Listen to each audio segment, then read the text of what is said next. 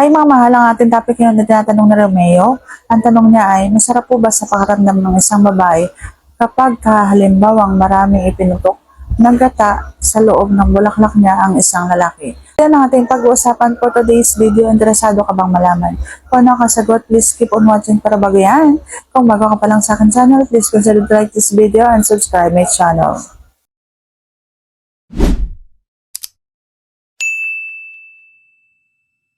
Pagka halimbawang ako yung tatanungin na babae, ang isasagot ko ay oo, masarap.